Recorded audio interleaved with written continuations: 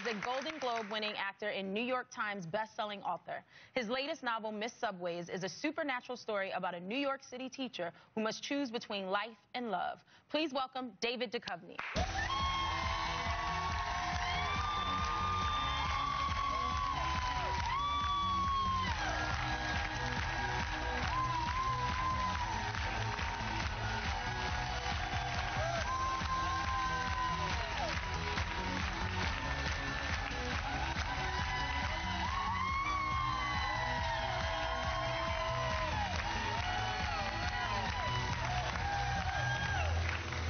Good to see you. Nice to see you all. First, I want to congratulate you on your book, Miss Subways. Thank you. Now, the story is set in New York City. You grew up in the East Village. I heard you got chased down the street half naked at some point. So, we all want to know, who was he running from? I was bartending. And it was middle of August, and I was cutting the limes before the shift with my shirt off, as one does when it's hot, right? Am I right? Sure. Right. Well. And the chef took offense to this. Maybe it was against health rules, perhaps. And he came at me with a knife, and I ran onto Fifth Avenue. We ran a few blocks, but I was quicker than he was.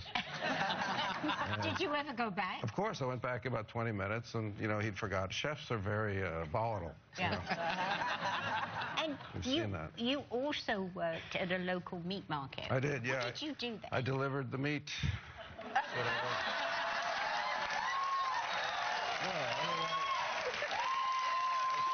Many tips?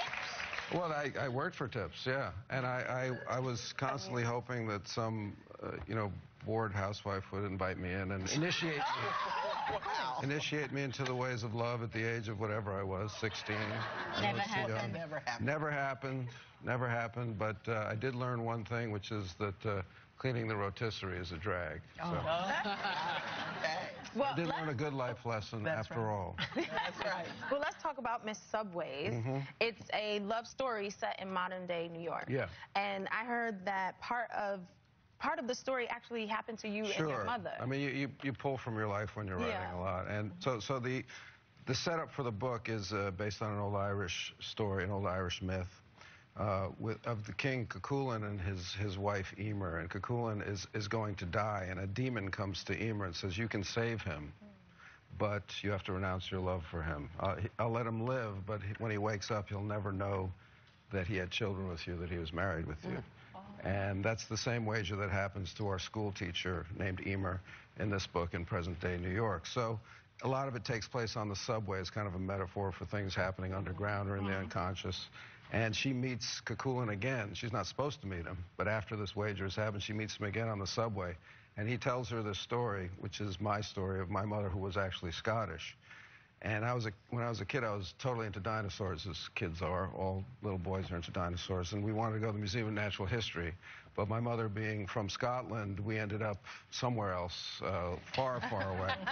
And the train, you know, I'd only known a subway to be underground. And at one point, this train goes overground. And now we're outside. And I'm like, I don't know where the hell we're going. Oh, you were in Queens, probably. Well, finally, the doors open, and I see Jamaica. Oh, yeah. And at 5 years old, I'm like, oh, wow. You know, we made it to the beach at least, you know. You dedicated the book to your mother and your two children with the quote that says, "Stay on the train, the scenery will change." Yes. Your daughter must have really loved the quote because she decided to get it as a tattoo? She did. Okay, did she ask you before she did that? No. No, I mean, you know, she's going to do what she's going to do, but I think it's a good strategy to use it's lyrics from a song that I wrote, so it's a good strategy to, if you're going to tell your dad about a tattoo that he's going to be upset about, that it's his lyrics. Yeah. It's a good message, too. Now, something you and your daughter Wes do is watch The Bachelor and The Bachelorette, which I applaud you for. That might be the first time I've ever gotten applause for that. But I heard you sort of use it as a learning tool. Well, I see her tendencies, you know, the kind of man that she's drawn to. And this is all under. She doesn't know I'm doing any of this. This is. This was my reconnaissance. Now I have to find another tool now. Do you steer her, or? Oh, no. Again, I can't steer anyone. Are you concerned? Like, who is she drawn to? The good guys? Well, I'm concerned that she's watching The Bachelor, first of all.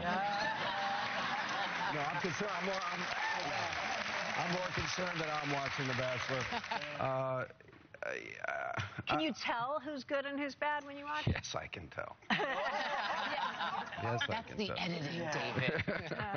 We want to mention that you have come out with a new CD. Yeah. It's called Every Third Thought. How do your kids feel about the fact that you are becoming a rock star? Well, they kind of ignore it. They ignore that. Yeah. Are they embarrassed? Are they... Until they tattoo it on their backs. I don't... Have they seen you? I don't know that they've ever heard any of it. You know? So they've never gone to a show? Well, they did. I played at the Tribeca Film Festival a couple weeks ago. They're starting to have... Okay. They must have been impressed. Well, no, they came, and I was terrified because they'd never seen me. And I always tease my son that I'm going to do the floss dance. He's mortified that I'm going to just bring shame onto the family.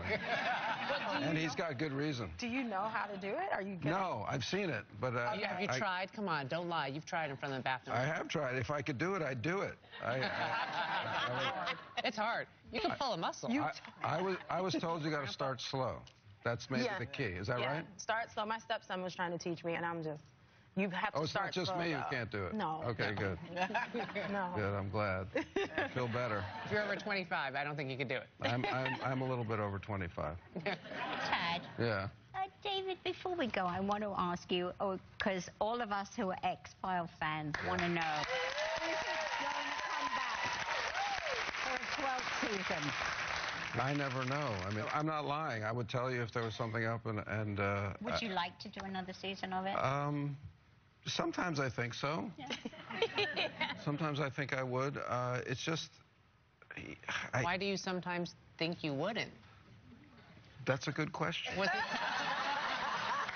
Was it more work than you remember? Sometimes I just feel really lazy. It seems like you're in a new creative zone with the book and the CD, and you have a band. Well, I found that's true, but I found that even if you're doing the same role, when you're doing it so many years later, it's a real interesting question to how to play this person. It's not like going back to the same job at all. It's like going back to the same job where all the questions have changed. And it's a very interesting challenge for an actor to say. David Duchovny, thank you for being on the show. We have a lot to promote here. David's album, Every Third Thought, is available for digital download. His book, Miss Subways, is in stores now, and everybody in today's studio audience is going home with a copy of it.